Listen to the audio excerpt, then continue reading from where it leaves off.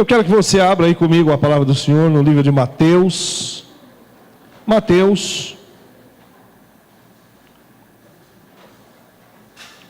Nós vamos tomar o verso 31 do capítulo 14 como base e depois nós vamos falar do texto todo, que é do 22 até o 33. Então nós vamos ler Mateus 14, 31. Quem achou, diga amém. Glória a Deus. O texto diz: e prontamente Jesus, estendendo a mão, tomou-o e lhe disse: homem de pequena fé, por que duvidaste? Pode sentar. Nós acabamos de cantar uma coisa que está relacionada ao texto e à pregação que nós vamos discorrer hoje. O título é o auxílio nas necessidades. Nós acabamos de cantar essa canção e tem uma parte que eu anotei aqui que diz assim: os ventos podem até soprar contra mim. Completa. Mas eu não deixo de crer. Então você cantou, nós cantamos: os ventos podem até soprar contra mim, mas eu não deixo de crer. E assim deve ser o cristão, assim deve ser os filhos de Deus. Nós devemos, na verdade, termos uma fé inabalável, uma fé que suporta as maiores tempestades, as maiores tribulações, as maiores provas, e é assim que nós devemos ter essa fé, e devemos ser assim, cristãos de fé que não se abatem. Mas nós vamos ver hoje que não é sempre assim, e às vezes as coisas acontecem de uma outra forma, mas que mesmo assim não vamos deixar de crer jamais, porque o texto fala de tempestades, e tempestades, na verdade, elas na Bíblia falam de duas formas de tempestades, ou de dois tipos de tempestades. Nós temos, por exemplo, a tempestade que ela vem em forma de correção, e ela tem por objetivo disciplinar a vida daquele que está passando por essa tempestade. Você se lembra de alguém na Bíblia que passou por uma tempestade o objetivo do Senhor, ou cujo objetivo de Deus era a disciplina, era a correção daquele que estava passando e enfrentando aquela tempestade? Jonas. Lembra de Jonas? Jonas estava numa tempestade na qual o objetivo daquela tempestade era a correção, era a disciplina. Às vezes nós passamos por tempestades porque nós estamos sendo corrigidos por Deus, disciplinados pelo Senhor, entendeu? Entendeu? Então existem provações que surgem por causa da nossa desobediência. Jonas desobedeceu a Deus e por isso o Senhor enviou uma tempestade. Você já sabe o que aconteceu. Então existe a tempestade na qual Deus levanta, na qual é levantada com o objetivo claro de trazer correção. Mas existe outra tempestade, que é nesse caso aqui, que é uma tempestade que tem por objetivo o aperfeiçoamento. Não tem por objetivo a correção, não tem por objetivo ali a disciplina, mas tem por objetivo o crescimento. Então, quando aqui no texto fala sobre tempestade, nós vamos observar que não era por um objetivo de Deus corrigir ou disciplinar aqueles discípulos que estavam ali. Não era esse o objetivo de Deus. O objetivo de Deus, na verdade, era que eles pudessem ter um aperfeiçoamento na fé. Então, na verdade, as nossas provações, quando nós lemos lá em Tiago, no capítulo 1 de Tiago, quando o Tiago fala que nós devemos nos alegrar nas nossas tribulações, nas nossas provações, é por causa disso. Por quê? Porque Pedro, depois que passou por isso, que nós vamos hoje estudar, na sua epístola ele diz que o objetivo é de fazer com que a nossa fé se torne mais preciosa do que o ouro, depois que ela é aprovada. Então, na verdade, os discípulos estavam sendo aperfeiçoados. Jesus, na verdade, desejou que eles crescessem em sua fé. E será que isso aconteceu?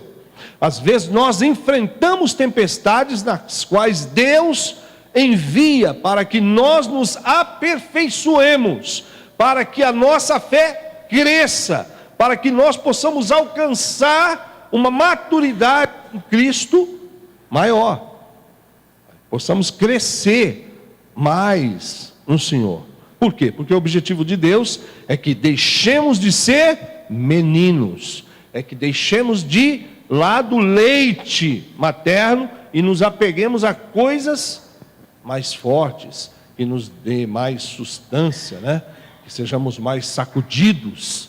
É isso que Deus tem por objetivo. Então o Senhor queria fazer dos seus discípulos homens mais fortes.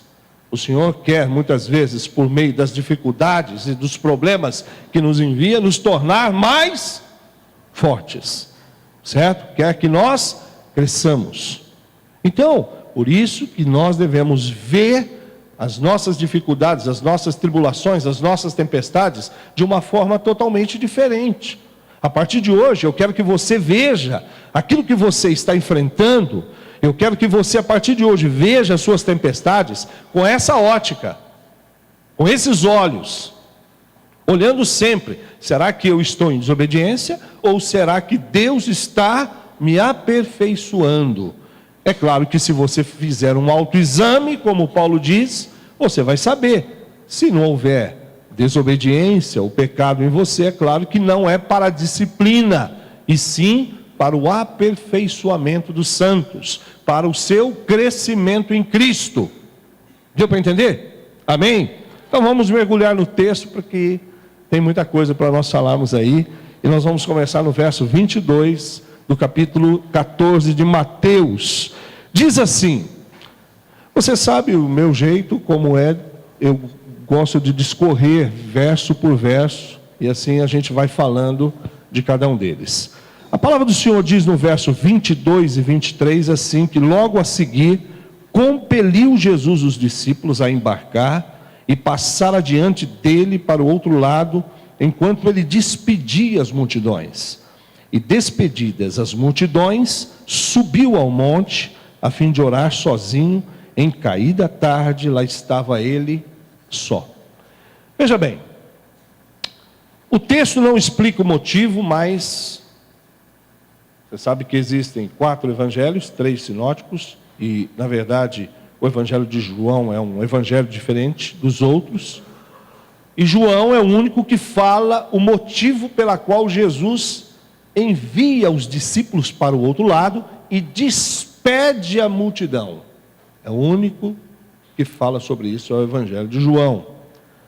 Na verdade, João diz que quando Jesus multiplicou os pães, Jesus, você sabe, multiplica os pães, alimenta uma multidão de homens. Estavam ali cerca de 5.000 homens, imagina mulheres e crianças. Crê-se, eles dizem, os teólogos, os estudiosos, mais ou menos em termos de 12 a 15 mil pessoas. Então, se você pegar hoje para alimentar 15 mil, 12 mil pessoas com pães, haja pães, Luiz. A família vai ter que trabalhar muito. Mas esses pães estão prontos lá no céu, né? E por isso o Senhor se serviu deles. São pães especiais, são pães que vieram de um milagre de Deus ali, aqueles peixes também.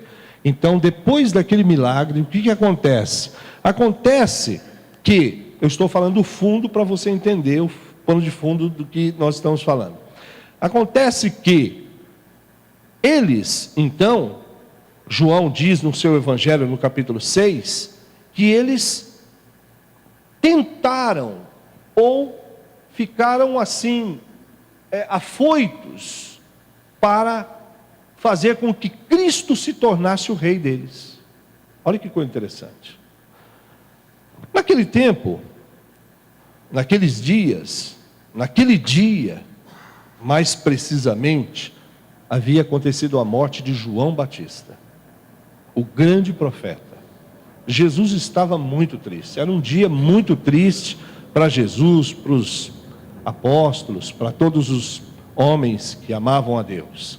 João havia sido decapitado. E o homem que havia decapitado João, Herodes, não estava muito bem. Então, aproveitando aquele ensejo, aproveitando aquele acontecimento, que Jesus havia multiplicado aqueles pães, aquela multidão viu ali o que? Uma oportunidade de fazer Jesus o rei, de tornar Jesus o rei de Israel, o rei deles, o rei dos judeus. Agora, meu irmão, veja bem, como que você reagiria a uma situação dessa? Como você reage às tentações? Porque isso é uma tentação. Como nós reagimos às tentações que muitas vezes surgem diante de nós? O Senhor nos ensina. Aquilo que José praticou, o próprio Senhor Jesus também pratica. A Bíblia diz que quando José foi tentado, ele fugiu. A Bíblia diz que ele então larga a mulher de Potifar, ali naquele estado, fica quase sem roupa e sai correndo para fugir da tentação. O Senhor Jesus, tentado em se tornar o rei, porque para isso ele veio aqui, entendeu? Olha, veja que quando Jesus é tentado em Mateus capítulo 4, o Satanás, ele faz uma sugestão dizendo: eu vou te dar todos os reinos da terra, se você prostrado me adorar. É para isso que Jesus veio.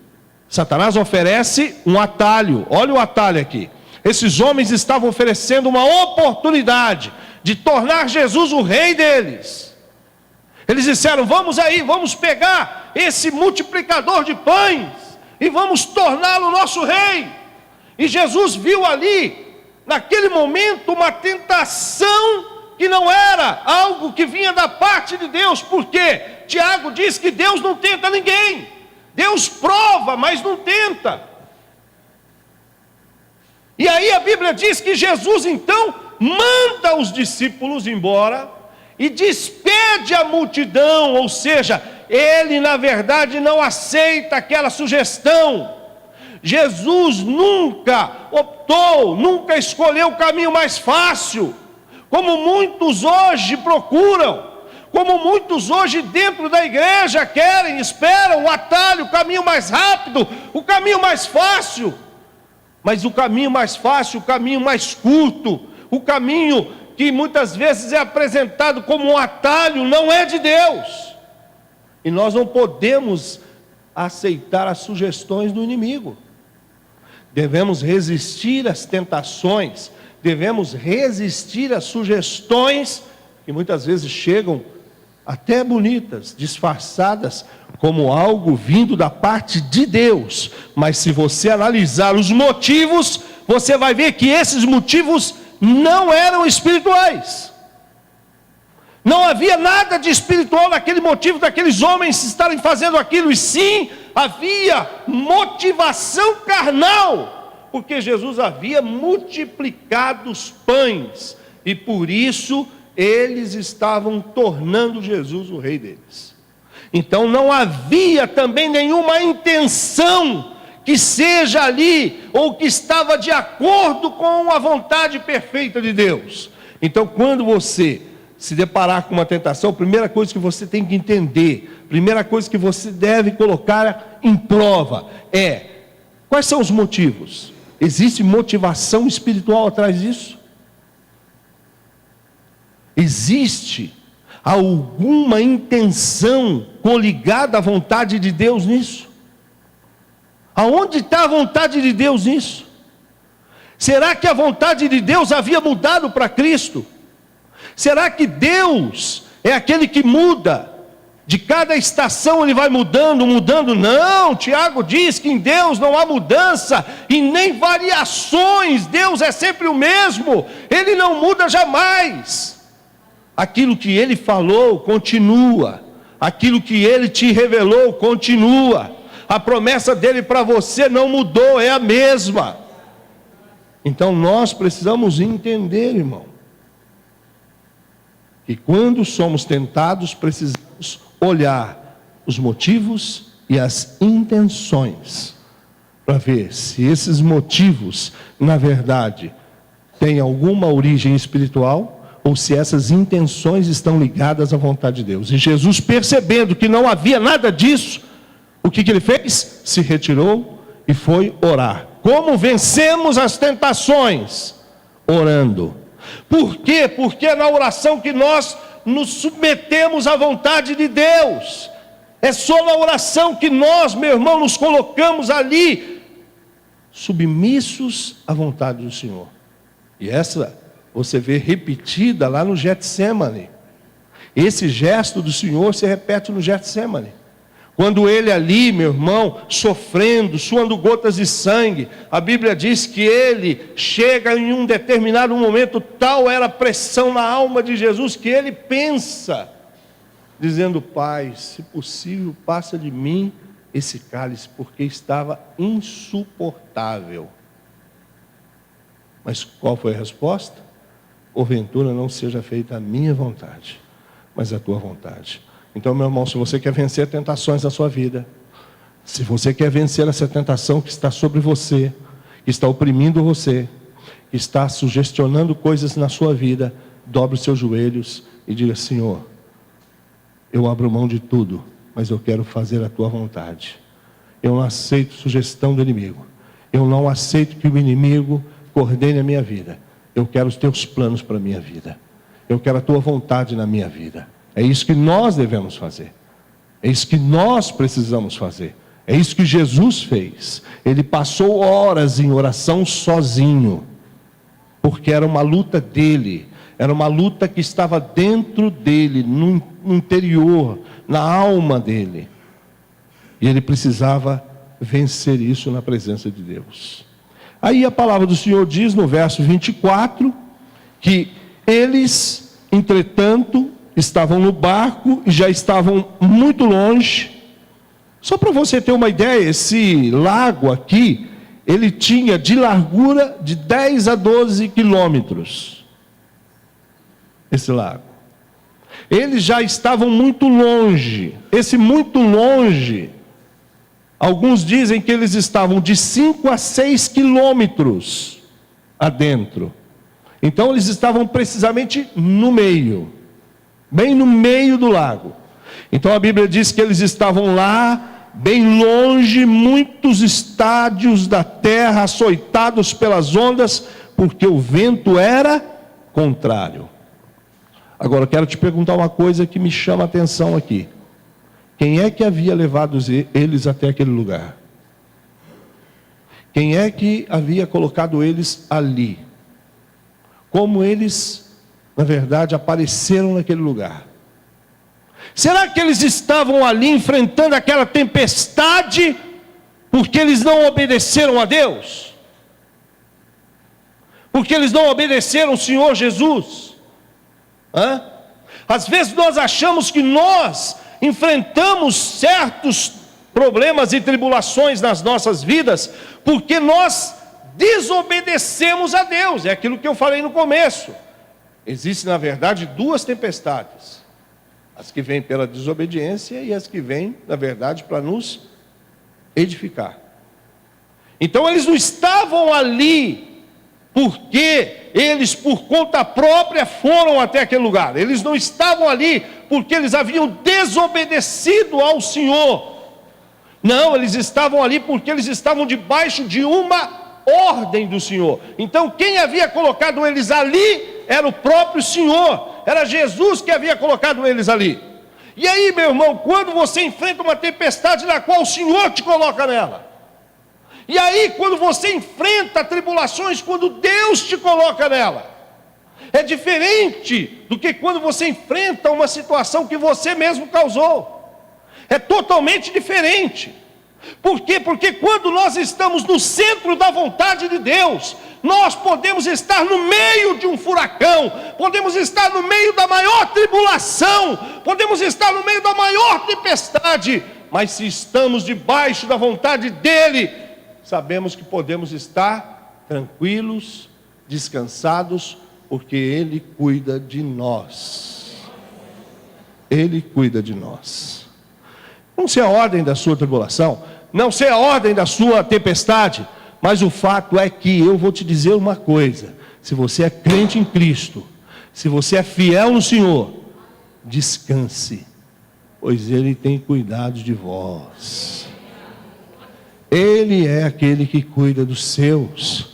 Eles não estavam desamparados, como o teísmo está dizendo por aí, que Deus criou o homem e desamparou o homem.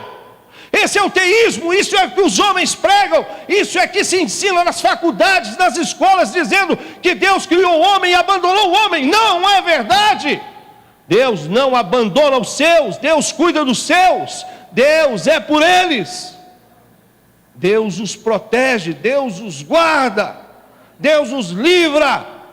Basta nós olharmos para aqueles aqueles 3 jovens que estavam na Babilônia.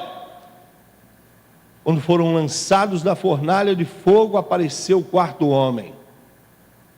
Eu gosto muito disso, porque ali eles tiveram a oportunidade de ficar. Até esses dias eu mencionei isso, dizendo, eles tiveram uma oportunidade de ficar fora da fornalha, ao lado de Nabucodonosor, ou dentro da fornalha, ao lado do 4º homem.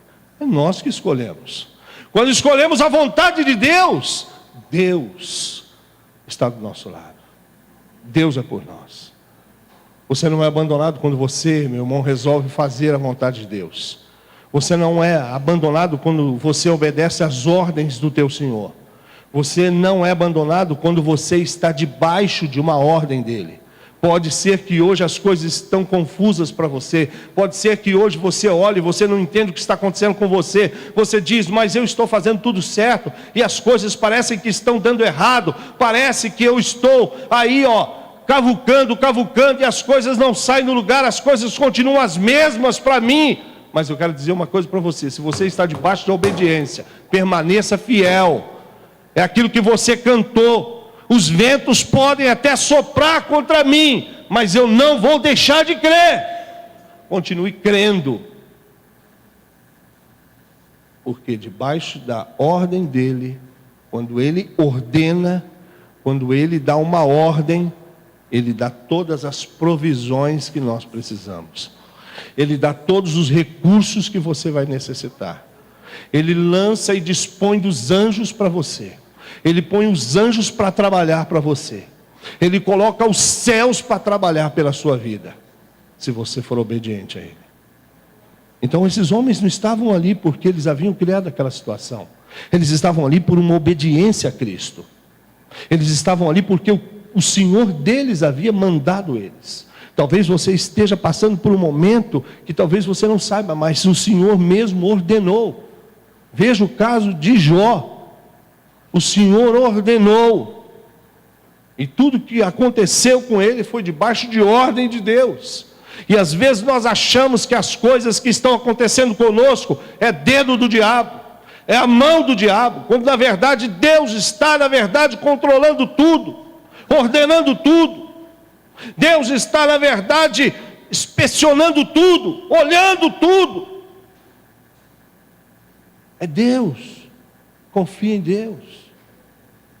Acalma a tua alma. Confia no Senhor. E a palavra do Senhor diz que então, no verso 25, na 4ª vigília da noite, foi Jesus ter com eles, andando por sobre o mar. Sabe, irmão, por que Jesus não chegou antes? Por que Jesus não chegou na primeira vigília?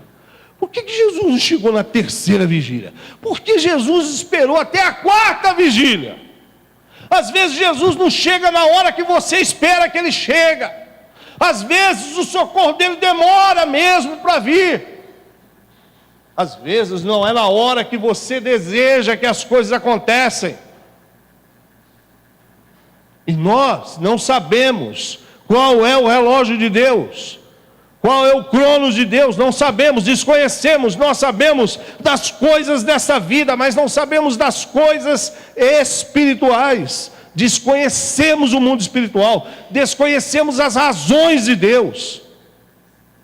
Marta e Maria disseram: manda o Senhor vir logo, porque o nosso irmão está morrendo. Jesus disse: não vou.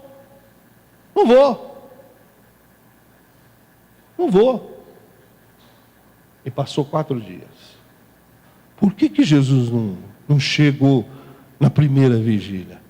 Por que Jesus está demorando para chegar em você? Por que Jesus está demorando para acalmar a tua tempestade? Por que Jesus está prolongando? Por quê? Por quê? Por quê? Às vezes ficamos questionando por quê? Por quê? Irmão, a verdade é uma só. Existem certas situações na nossa vida que Deus só manifesta quando nós estamos já na maior intensidade da nossa dor. Existem certas situações na vida de um cristão onde o Senhor só vai se manifestar quando a maior angústia surgir.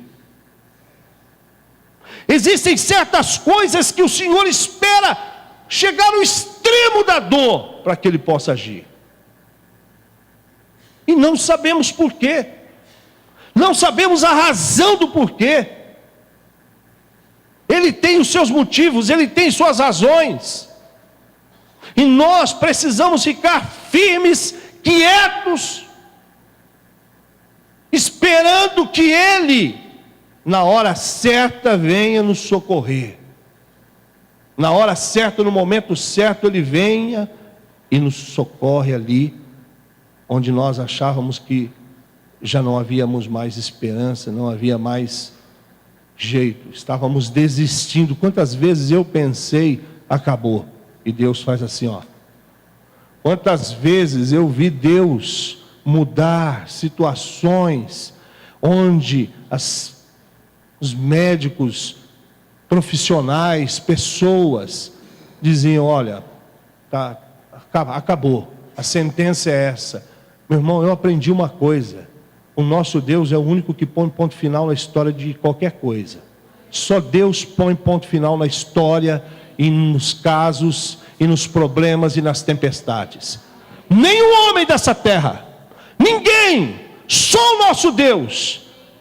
E nós podemos confiar nele, podemos acreditar, podemos crer. E a nossa parte é esperar até o último momento. A nossa parte é esperar até a 4ª vigília.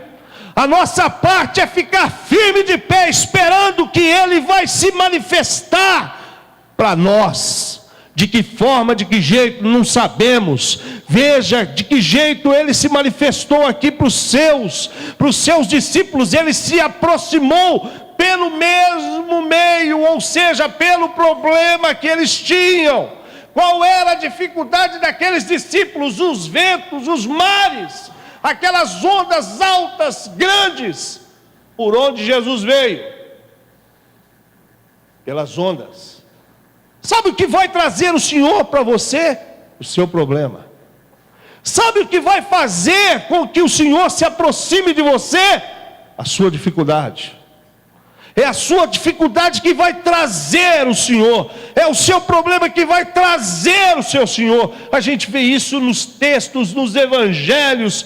Quando aquela mulher do fluxo de sangue, por causa daquela doença, da enfermidade, conseguiu se aproximar do Senhor. Se não fosse a enfermidade, ela jamais estaria ali. Então existe, na verdade, um poder extraordinário por trás das dificuldades, das doenças, das tempestades, que é de trazer para nós o nosso Redentor e o nosso Senhor. Então, na verdade, nunca despreze necessidades. Nunca despreze tempestades. Nunca. Porque é por meio delas que o teu Senhor se manifestará a você. É por meio das suas dificuldades que você vai conhecer um pouco mais desse Deus que te ama. Desse Deus que tem a hora marcada e a hora certa para você. Fique tranquilo. A palavra do Senhor diz que na quarta vigília, a Bíblia diz que ele veio andando ao encontro deles sobre o mar. E aí no verso 26 diz: e os discípulos, ao verem-no andando sobre as águas, ficaram aterrados e exclamaram: é um fantasma. E tomados de medo, gritaram. Por que será que esses homens não identificaram o Senhor? Por que será que esses homens não reconheceram Jesus? Porque às vezes o Senhor se manifesta a nós e nós não reconhecemos que foi o Senhor que se manifestou a nós. Confundimos tudo menos a mão de Deus. Achamos que foi os médicos, achamos que foi uma coisa natural, achamos que foi a sorte, achamos que foi isso, achamos que foi aquilo. Porque muitas vezes nós não identificamos o agir de Deus, não conseguimos enxergar, confundimos Jesus com outras coisas. Aqui os discípulos confundiram com fantasma.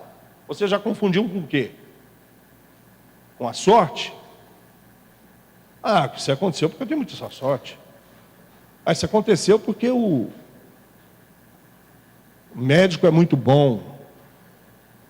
Confundimos as coisas. Sabe por que os discípulos ficaram aterrados de medos? Sabe por que eles não identificaram o Senhor? Sabe por que eles não reconheceram? Sabe por que eu não reconheço? Sabe por que você não reconhece? Sabe por que não reconhecemos? Porque na verdade não esperamos que Ele vá se manifestar, porque muitos de nós já não cremos na manifestação dEle, porque muitos de nós já não esperamos, porque perdemos na primeira, na segunda vigília, na terceira vigília, já deixamos de crer, achamos que Ele não se importa conosco, achamos que Ele não está nem aí conosco, achamos que Ele não ama mais a gente, achamos que Ele está nos disciplinando, achamos que nós pecamos e por isso estamos sendo castigados. Achamos um monte de coisa. Na verdade, nós precisamos, meu irmão, esperar o Senhor em todo o tempo. Em todo o tempo. Em todas as tempestades, em todas as circunstâncias, em todos os momentos, em todas as horas. Em nenhuma hora devemos deixar de crer. Em um só minuto, em um só instante, em um só segundo, devemos deixar de acreditar e de esperar de que Ele pode aparecer, de que Ele virá para me socorrer. Você ainda espera que o Senhor ainda vai socorrer você? Você ainda espera que o Senhor ainda vai salvar teu casamento? Ou você já não acredita mais? Você não ainda acredita, não crê mais que o Senhor ainda vai curar o seu filho? Você não acredita mais que o Senhor vai reverter essa situação que você está vivendo? Somos assim, deixamos de crer, deixamos de acreditar. E aí quando acontece, não identificamos o Senhor. Trocamos as coisas, olhamos tudo, vemos tudo, enxergamos até coisas que não existem. Mas não enxergamos aquilo que precisa ser visto, que é o Senhor presente ali. E o Senhor Jesus estava ali. O Senhor estava ali manifestando para eles, dizendo que aquilo que vocês temem está debaixo dos meus pés. Aquilo que está, na verdade, ameaçando vocês, está debaixo dos meus pés. Porque Ele disse: toda autoridade me foi dada nos céus e na terra. Não existe esfera que Ele não possa atuar. Não existe, meu irmão, situação nessa vida que Ele não possa agir. Diz o Senhor: operando eu, quem impedirá? Ninguém. Creia no teu Senhor. Creia nesse Deus que é poderoso. Creia nesse Senhor que vem para te socorrer, que vem para te salvar, que vem para estender para você a sua mão de misericórdia, a sua mão de graça, e tira você da sua dificuldade. Você está com medo desse seu problema? Você está com medo dessa situação? Veja o teu Senhor pisando nela. Veja o teu Senhor dizendo: tudo isso está debaixo dos meus pés. E há uma promessa que diz que o Senhor há de colocar todas as coisas debaixo dos seus pés. Você já colocou isso debaixo dos pés do teu Senhor? Isso que está te afrontando, você já colocou debaixo dos pés dele? Ele está aguardando que todas as coisas sejam postas debaixo dos seus pés. Paulo diz isso em Coríntios. Coloque as coisas debaixo da autoridade dele. Colocar debaixo dos pés significa colocar debaixo da autoridade. Ele é Senhor. Ele tem domínio. É Ele que domina. É Ele que manda aqui. É Ele que coordena aquilo. É Ele que ordena as coisas na minha vida. O que você está fazendo que você ainda não colocou? O que você não está fazendo que ainda você não creu? Que essas coisas são pequenas diante do teu Senhor. E que Ele está em um lugar elevado, em uma autoridade acima de tudo, governando absolutamente. Eu gosto daquela passagem quando Israel estava passando por um dos problemas políticos mais difíceis. Crise financeira, dificuldade. O rei havia feito Israel um lugar horrível de idolatria. Havia crise no sacerdócio, havia crise financeira. As coisas estavam sem esperança, sem perspectiva nenhuma. De repente, eis que o Senhor chama o seu profeta Isaías. E ao seu profeta Isaías ele revela, mas o que ele revela é uma coisa impressionante. Ele revela um trono. A Bíblia diz que Isaías olha e vê um trono, um alto e sublime trono. Aí você vai dizer: e aí, pastor? O mais incrível é o jeito que Deus estava nesse trono. A Bíblia não diz que Deus estava se descabelando. A Bíblia não diz que Deus estava socando o ar, dizendo: o que eu vou fazer? E agora, o que eu vou fazer? Que medida eu vou tomar? A Bíblia diz que Deus estava sentado num alto e sublime trono. Os homens estão desesperados. Você se desespera, as pessoas se desesperam, mas o Senhor é inatingível. O seu Deus é inatingível. Ele fez o seu trono num lugar altíssimo.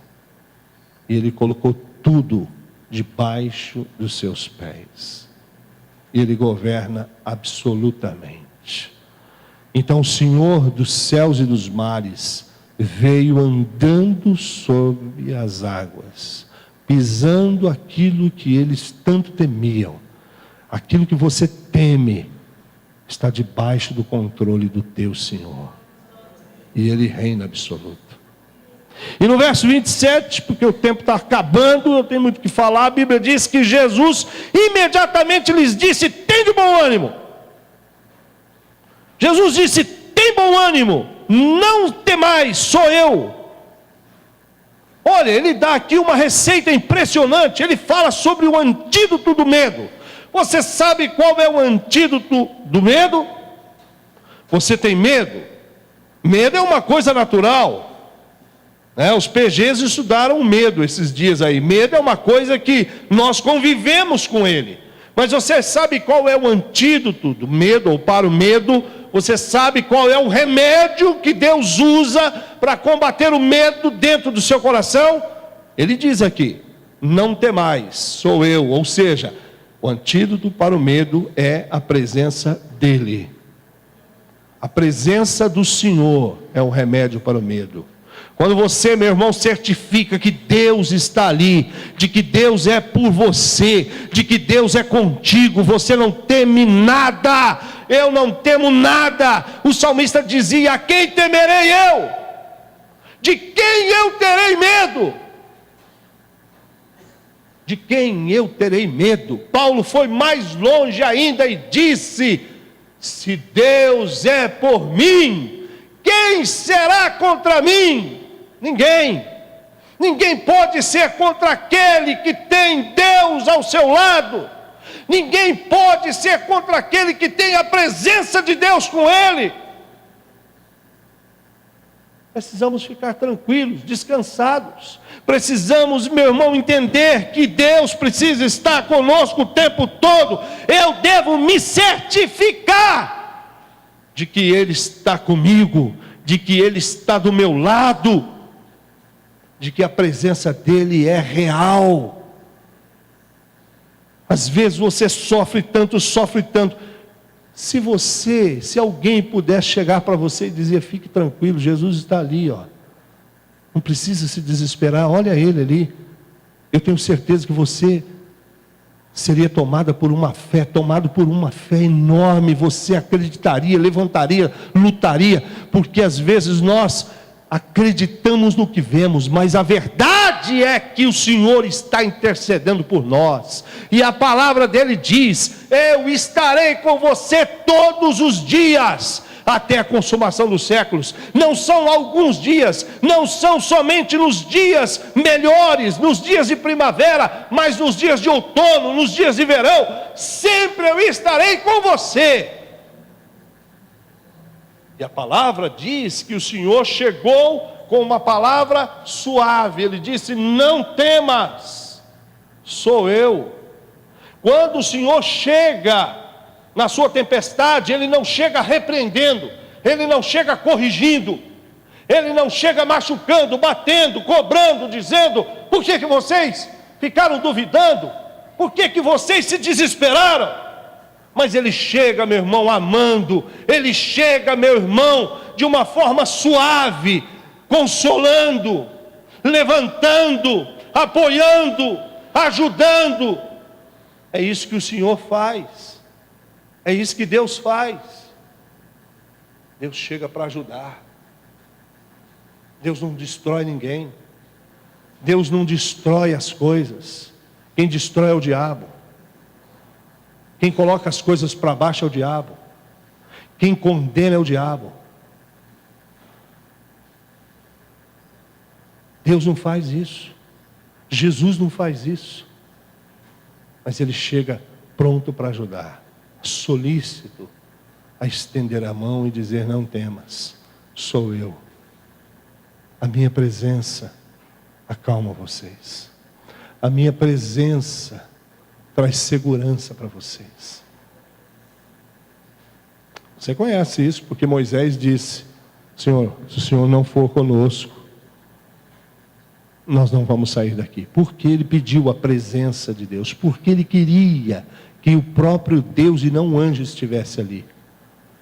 Porque a presença de Deus traz descanso, traz segurança, nos dá aquela sensação de invencibilidade, invencíveis.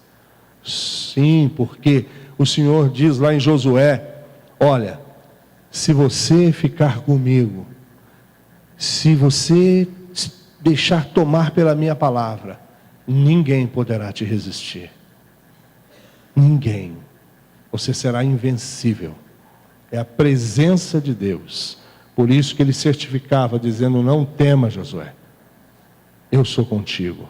É a presença dele, o antídoto para o teu medo. Você tem medo? Ande na presença dele. Fique ao lado dele. E você não terá mais medo. E a palavra do Senhor diz no verso 28, que os discípulos respondeu pela voz de Pedro, dizendo: se és tu, Senhor, manda-me ter contigo por sobre as águas. Isso é incrível. Isso é incrível. Só Pedro, na verdade, respondeu com fé naquele barco.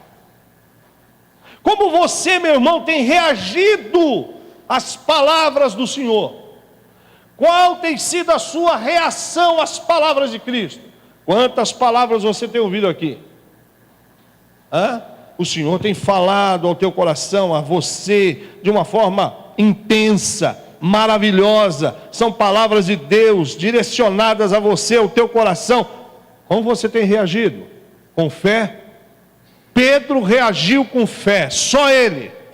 Todos os outros não reagiram com fé, como o Senhor espera que nós reagimos à palavra dele, com fé, crendo.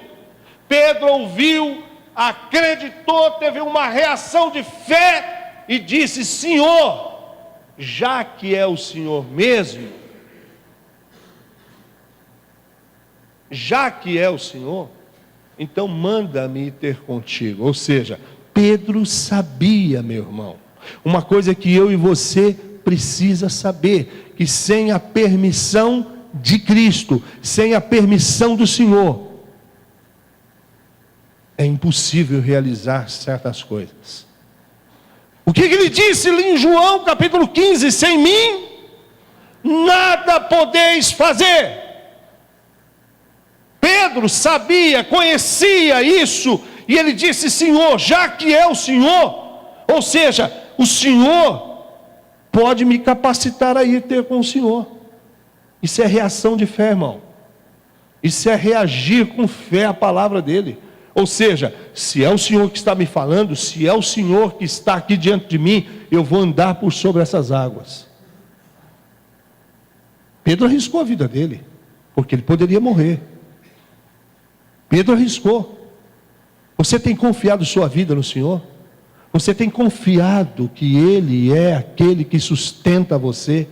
É o sustentador da sua vida, é o sustentador da sua família, é o sustentador dos teus negócios. Ele é aquele que tem a sua vida nas mãos dele, é Ele que tem a sua família nas mãos dele, Ele tem a sua empresa nas mãos dele. Tudo tem que estar, porque Pedro se lançou ao Senhor. A fé se lança em Deus, a fé deixa-se lançar-se no impossível pelo Senhor. E a Bíblia diz que Pedro ousou. E porque Pedro foi o único que respondeu com fé, Pedro foi o único que viveu uma experiência diferente dos outros. Já pensou, depois que o Senhor morreu, depois de 20 anos passados, eles se encontravam nas reuniões do concílio em Jerusalém, e cada um falava de uma experiência, e Pedro então dizia: mas eu andei sobre as águas, eu tive esse privilégio, eu andei sobre as águas. Que privilégio! Quantas coisas incríveis perdemos, porque não ouvimos a voz dele, porque não atendemos a voz dele.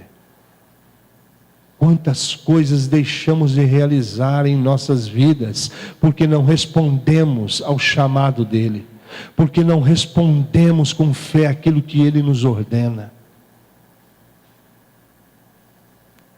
Quantas bênçãos perdidas, quantas. Se és tu, Senhor, manda-me ir ter contigo. Eu sei que se o Senhor ordenar, eu sei que se o Senhor me der essa ordem, eu vou andar sobre essas águas. E a palavra do Senhor diz no verso de número 29, que Jesus respondeu dizendo: vem, vem.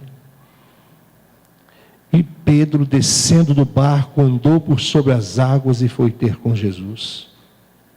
E a Bíblia diz que, reparando porém na força do vento, teve medo e, começando a submergir, gritou: salva-me, Senhor. Quantas vezes temos fé para descer, para dar o primeiro passo, mas não temos fé para dar continuidade. Eu quero dizer uma coisa para você, que fé, vida cristã, não é um ato. Não é um ato de um instante, mas é uma atitude de uma vida toda. Vida com Deus, vida de fé, vida com Cristo. Não é uma coisa que você toma uma decisão, não, mas é algo que você continuamente deve fazer. Aquilo que você iniciou deve permanecer na sua vida. Você deve ser constante na sua fé, constante naquilo que você acredita. Você deve crer, meu irmão, do começo ao fim. A palavra do Senhor diz que nós devemos ser cabais, cabal, devemos acreditar e crer. O Senhor espera que você atenda a Ele, o chamado dEle com fé. O Senhor espera que você desça do seu barco. O Senhor espera que você saia da sua zona de conforto. O Senhor espera que você deixe aquele lugar seguro, que na verdade não é seguro coisa nenhuma, porque aquele barco não era seguro, aquele barco estava afundando. Será que você não entende que o Senhor está te chamando você para você viver uma experiência sobrenatural com Ele? Será que nós não entendemos que o Senhor quer que a gente saia daquele lugar que aparentemente está nos dando segurança, mas não é seguro coisa nenhuma? Seguro é quando Ele está presente, seguro é quando Ele está junto, seguro é quando nós estamos com Ele. O barco estava lá sendo açoitado, Jesus aparece andando sobre aquelas ondas, chama Pedro, Pedro desce, e aquele barco continua balançando, balançando, e Pedro então, a Bíblia diz que começa também a andar em direção do Senhor. Ele começa a andar, como muitos de nós começamos acreditando, mas vamos olhando as coisas, observando as coisas, vamos dando ouvido aos nossos sentimentos, e nós então vamos desacreditando, não vamos mais acreditar ou crer, não cremos mais, deixamos de crer, e aí as coisas começam a escapar, a gente começa a perder as coisas, e perdemos as coisas, e perdemos as coisas, e perdemos as coisas, e aí as coisas começam a se afundar. Aquilo que era sólido, aquilo que por enquanto eu olhava para Ele, enquanto eu estava com os meus olhos fitos nele, Hebreus capítulo 12 diz, e olhando para Ele, o autor e consumador da nossa fé, olhando para Ele, Pedro olhava em Jesus e caminhava, e a Bíblia diz que as ondas nos pés de Pedro também se acalmavam, e ele andava mais um passo olhando para Jesus, dava mais outro passo olhando para Jesus. Enquanto você olha para Ele, você, meu irmão, vence. Enquanto você olha para Ele, meu irmão, você consegue ultrapassar as suas dificuldades. Enquanto os seus olhos estiverem fitos nele, as suas tempestades jamais serão uma ameaça mortal para a sua vida. Se você manter os teus olhos nele, teu casamento vai estar firme. Se manter os teus olhos nele, a sua casa vai estar firme. O inimigo pode soprar, o inimigo pode intentar, mas o Senhor estará ali, segurando, mantendo as coisas sob o controle dele. Não deixe de olhar para Ele, não desvie os olhos dele. As coisas acontecem quando nós deixamos de olhar para Ele. Começamos a afundar depois que nós tiramos os olhos do Senhor. Não faça isso. E a palavra de Deus diz que Pedro estava tão perto, tão perto. Esse é o maior problema. Chegamos tão perto. A Bíblia diz que ele estava a um braço do Senhor Jesus. Um braço. Apenas um braço. Olha o que o texto diz, a Bíblia diz que prontamente o Senhor estendeu a mão, tomou e lhe disse, homem de pequena fé. Estendeu a mão, tão próximo. Talvez você esteja tão próximo, não pare. Não pare de crer, não pare de acreditar, confie no Senhor, acredite no Senhor. Falta tão pouco para você, você vai conseguir. Pode crer que Cristo não vai falhar, pode confiar, mesmo que você fale, mesmo que você, meu irmão, não consiga, mas Ele é fiel. A palavra dele diz que se o homem deixar de ser fiel, Ele é fiel, e Ele vai estender e socorrer você. Ele vai estender as suas mãos. Ele vai colocar você de pé. Ele vai colocar você de volta. Mas não sozinho. Jamais sozinho. Ele vai colocar não só você de pé, mas as coisas que estavam em desordem, as coisas que estavam sendo ameaçadas, por causa da presença dele, ganham também outra proporção, ou seja, ganha na verdade um outro quadro. As coisas, quando o Senhor está presente, na verdade se transformam, porque a palavra de Deus diz que o Senhor coloca Pedro de pé, e quando Pedro se coloca novamente de pé sobre as águas, o Senhor continua caminhando com Pedro até o barco, e a Bíblia diz que quando eles chegam ao barco, eles sobem ao barco, e quando o Senhor está no barco, o Senhor ordena, e aqueles ventos e aquelas tempestades se acalmam. Entendeu? Entendeu? É quando o Senhor está no barco. Você precisa, meu irmão, descer do seu barco, lançar-se nos braços dele, confiar nele, andar com ele, ter experiências com ele, mas levá-lo para os seus problemas, trazê-lo para as coisas que estão, na verdade, sendo açoitadas. O que você tem feito? Você tem conduzido o teu Senhor, ou você tem vivido de experiências com o teu Senhor somente sobrenaturais? Existem crentes que vivem suas experiências sobrenaturais, mas a casa dele é uma bagunça, os negócios dele é uma bagunça, mas ele vive o sobrenatural, ele vive coisas com Deus, ele tem experiências maravilhosas, mas as coisas estão, na verdade, destruídas. Família destruída, casamento destruído, vida financeira destruída, tudo acabado, tudo açoitado. A tempestade pegou e acabou. Irmão, o Senhor quer caminhar com você até o teu problema. O Senhor quer fazer com que o seu barco, com que a sua família, com que os seus negócios, com que as suas finanças que estão aí, sofrendo açoites, tempestades, cessem. O Senhor quer pôr ordem na sua casa, o Senhor quer pôr ordem nos seus negócios, o Senhor quer pôr ordem no seu casamento. O Senhor quer chegar e dizer: basta! O Senhor quer chegar e dizer: chega! Chega. O que adianta o Senhor reinar no mar, mas não reinar no meu barco? O que adianta o Senhor na igreja ordena, manda, você ouve, você recebe, mas quando você chega na sua casa, você diz: aqui não. O Senhor manda lá, aqui não. Aqui quem ordena as coisas sou eu.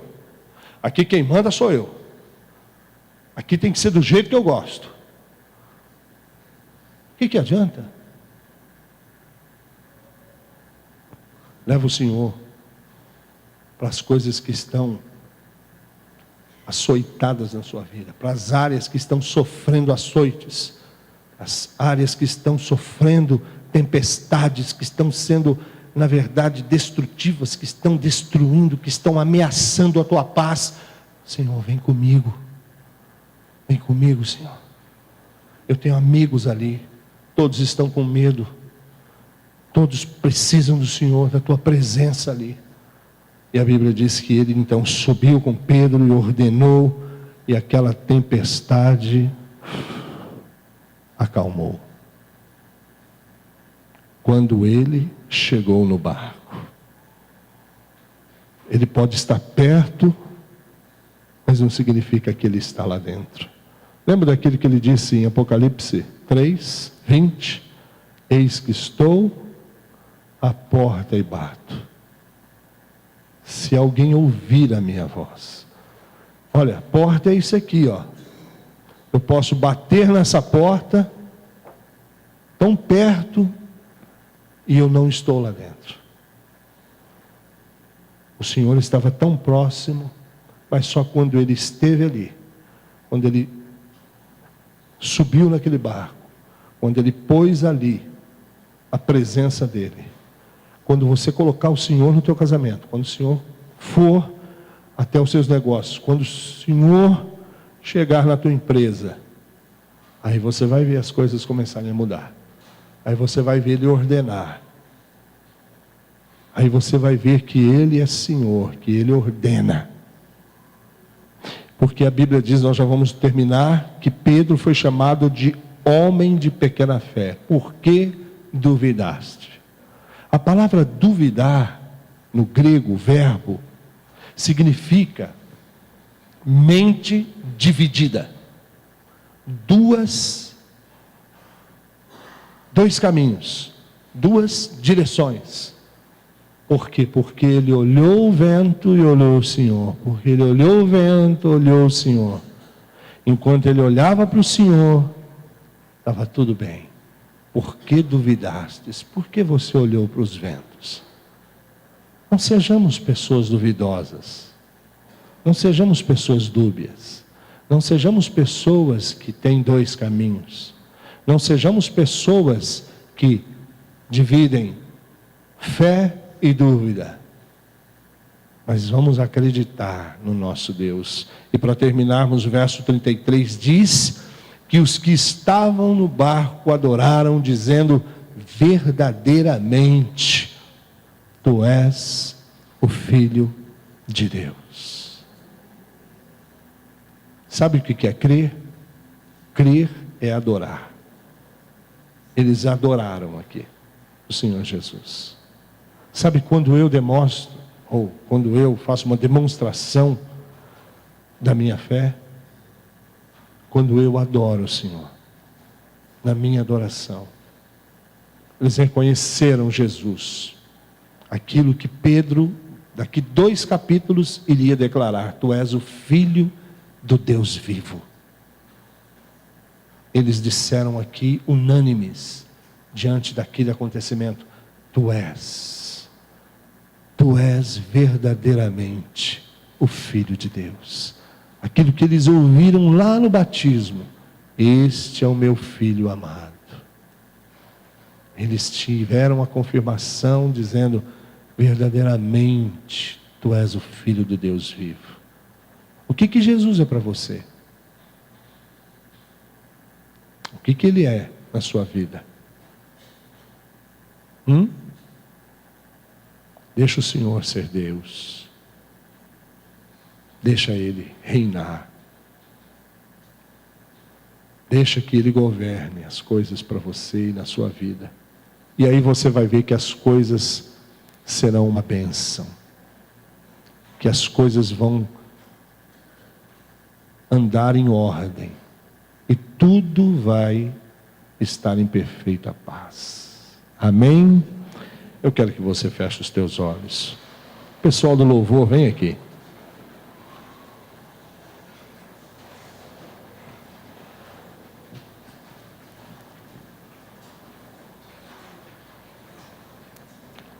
Como é que você tem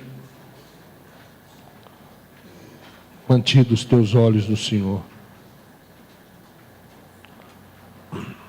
Lembre-se, Pedro estava tão perto, talvez você esteja tão perto. Talvez você esteja um passo, um estender de mão do Senhor. Não faça como Pedro, não faça como muitos.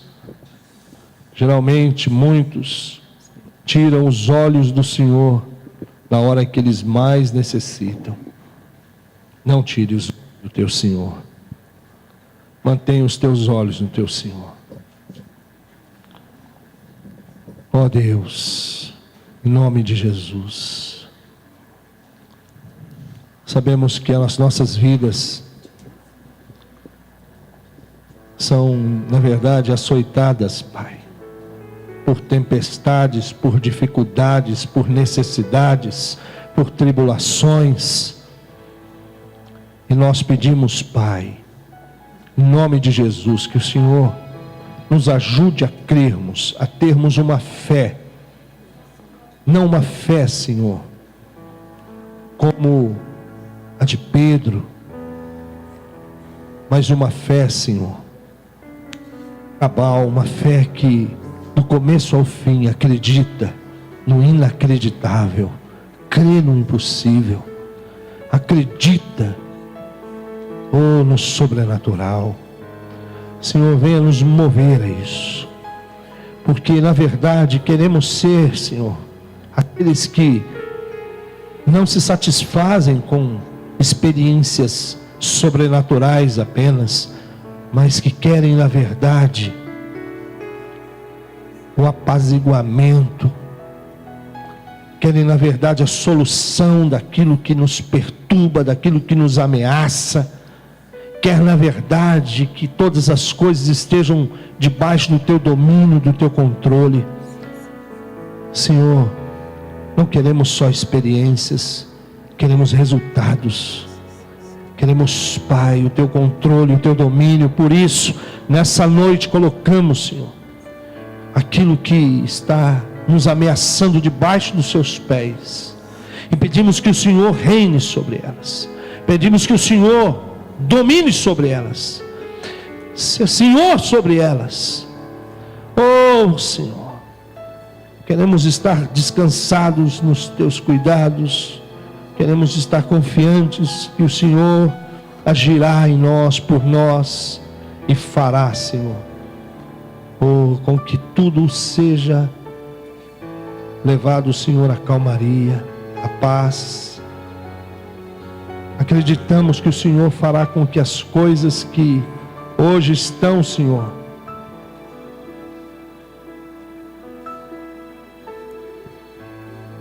nessa tempestade terrível, queremos que elas, Pai, se tornem, Senhor, como aquilo que o Senhor na sua palavra diz. O Senhor falou e aqueles ventos se acalmaram. Não temas, eu sou contigo. Certifica a essa irmã que a tua presença é com ela, sim. Certifica a esses irmãos que a tua presença é com eles, que eles não estão sós, mas que o Senhor é com eles. Tire o medo dos corações, Senhor, e abençoe a tua igreja para a tua glória, no nome de Jesus. Amém, Senhor.